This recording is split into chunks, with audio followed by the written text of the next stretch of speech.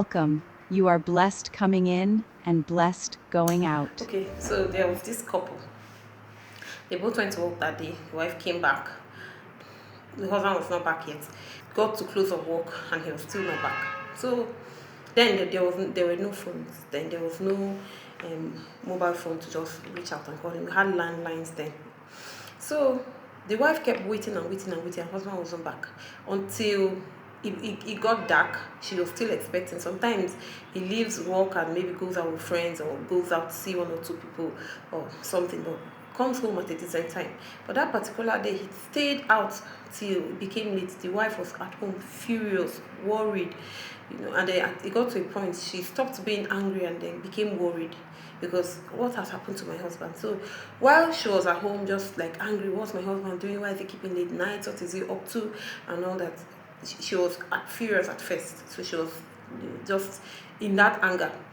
Then as it progressed and went into midnight, she became worried. So when she became worried, she was praying. And she was at home just praying for her husband and saying, God, please protect him wherever he is. So she started interceding for him instead. I'll tell you the reason why I'm telling you what she was doing at home and how it progressed from her just being angry and just waiting for him to come back so maybe she could like confront him, and then graduated into interceding for him. Sorry.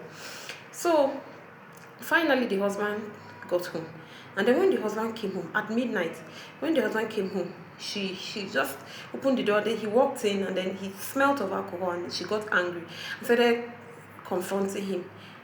Why have you been? What's the meaning of this? You went out drinking and stayed out this late. As soon as she started talking to him, the man just grabbed her on her. They kind of, like struggle, like not a struggle, but they got into like a physical altercation. So, but it was the reaction from the man was not what she expected. So when she was trying to like struggle with him, he grabbed her neck and started choking her, like seriously choking her. So it got to a point she screamed and screamed Jesus, and then he left her neck and then started apologizing immediately. It was like he snapped out of whatever made him do that and started apologizing. And so she was afraid, like, what's going on? Why did you try to kill me and all that? Because really she felt like she was going to die because he was choking her without even with letting her breathe, or like it wasn't like just trying to hurt her, he was like trying to snuff out her life. So then he started apologizing, and then anger, shock, surprise and all that. What is going on? Why? And then the man started telling, because he wasn't even drunk. He was not like he came home drunk and then decided to pounce on his wife. He wasn't even drunk. He was still in his senses, and he said he only had like a bottle. He wasn't. So he started telling her what happened to him. Then he said he had left. When he left to work, there's somebody who is their family friend. He went out with that person and they worked together. He went out with that person I think they said they had some things to discuss or something. So they went out, sat down, and they talked about, he just left work. Let me just see a few friends and let's like talk about what we need to do or whatever they had to talk about, and then I will head home. So on his way home, stopped to see those people. Then they were at a drinking joint. They sat down, they were drinking. So he said he just had a bottle, or just lost the bottle just while we are talking and everyone is drinking. So they had their talk. When he wanted to go, one of the friend who is a family friend begged him to please wait for him so he can drop him off also. So he said he kept waiting for that friend until it got a bit late. So, and I'm sure maybe the friend had things to discuss. Like they are men now.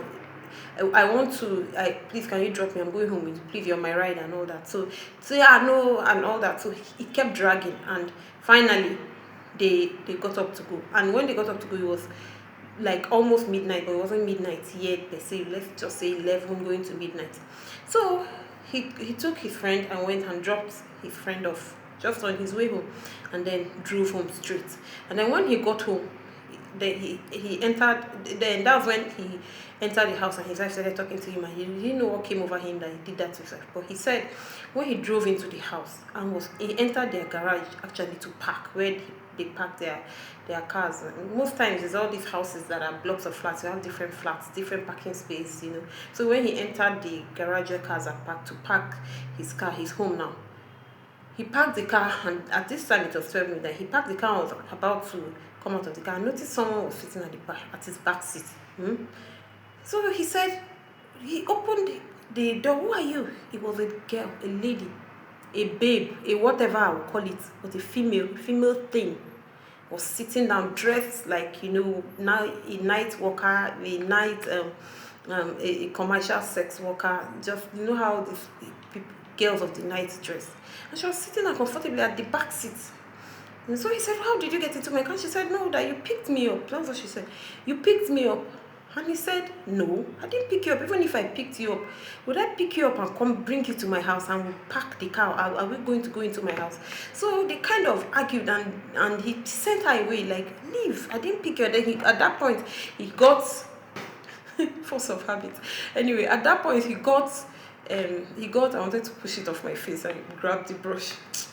Let's keep going. Anyway, so at that point, he got scared, and he told her off and told her to leave, and then that's when he walked into the house. And when he walked into the house, then as soon as the wife spoke to him, he didn't know what happened, and then the choking began. So when he told the wife the story, the wife was shocked. But that's why I was telling you about how she was angry at first. And you know, when you're angry with someone who is out, who is not where you are and all that, and you don't know the story or know what, a lot of stories and things are going on in your head. You're thinking, what is he doing? Is he purposely trying to hurt me? Is he that? But then she switched into praying for him instead. She became worried, because what if something truly has happened to him? He doesn't behave like this. This is not who I married and all that. So she started praying. So the story was told in such a way that, what if she wasn't praying? What if she was home just quarreling, just nagging and saying,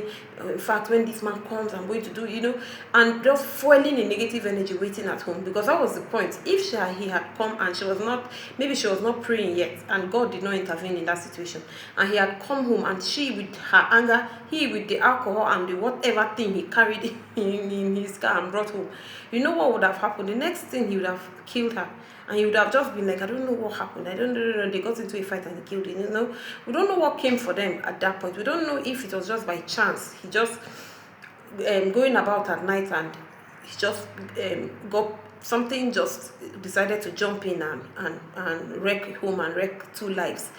We don't know. Or if it was something that was purposely like a weapon formed for that family, that, okay, this is what we want to happen to them. Anyway, I don't know. The point I'm trying to emphasize here is that she was home praying. She started praying for him, for protection, for God's help, bring him home safely, please, Lord, and all that. So that was where he came home without whatever in his car, because the reason why I'm emphasizing, he wasn't drunk. He wasn't like he was drunk and he didn't know he was in one. It wasn't like he went to maybe like a club, passed out, for one thing led to another. He didn't know. No, they sat down. It was even an outside joint from from the story and the truth of what happened. It was an answer. He even had to call that his family friend and ask him that this was one-on-one. I'm trying to make investigate. When I dropped it, did you see me picking up? And he said, no, it was late. There was nobody on the road. He dropped him and drove home. You know, so when did he even asked whatever he saw in his car, when did I stop and pick you up? When I was rushing home, you know, and the girl insisted that he picked her. And he's wondering, I left the joint without the girl, were in the car with you. Did you see me with any girl? He said no. He's talking to him now. He's not trying to prove a point to his wife, because maybe some people would think he's trying to lie to his wife. This is like something that became like, please, I want to get to the bottom of this, because I don't know what has happened. That whatever was in his car appeared there, or got in there spiritually, whatever. It was not something he physically picked up. Even if he picked up, maybe he picked up spiritually, I don't know. Anyway, so he asked her, his friend, when I dropped you, did I pick up any girl? He said no. He said, but after dropping you, it's not far from my house, I came straight home. When did I have time to pick up again? Bring her, drop her, and go and park into my garage, to walk into my house.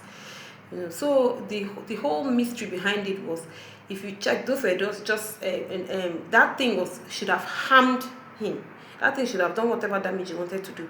But the wife's prayer helped him and protected him and delivered him from whatever the harm was that was supposed to come to him. And then when he got into the house, the anger was directed at the wife, and he was supposed to kill the wife, because the way he was strangling her, it got to a point she screamed. She was screaming for God to help her and screamed the name of Jesus, and the man snapped back to his senses and left her neck and started begging her immediately, because he did not know what he was doing. He could not control himself, So the whole point of this is, even if, let's even assume the man was out there with women or out there drinking and being irresponsible, your prayers at home or wherever you are, your intercession matters a lot. That's the lesson to learn from this. Even if you're angry, in fact, when you're angry, that's when you should refuse to stay angry, because the enemy can even use your anger against your spouse or that loved one you're praying for. It might even be a child, your child, that is now of age and can go out alone. So praying and interceding for our loved ones is very key.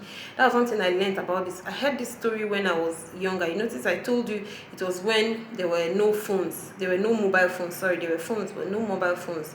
So because I heard this story, I think I was I in secondary school. Even if I was in secondary school, it would have been junior secondary school. It's a long time ago. My aunt was talking about what happened to their family friend, and I never forgot this story till now.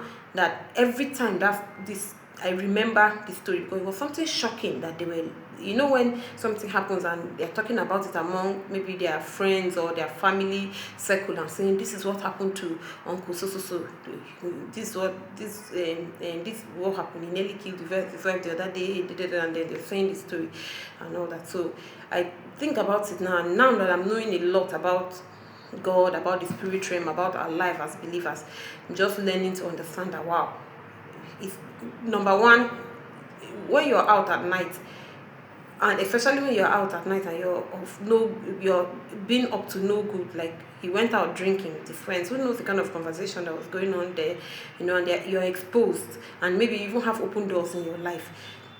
Things could come for you without knowing, him even going to the extent of having that thing in his car, and then the thing claiming that he picked her up.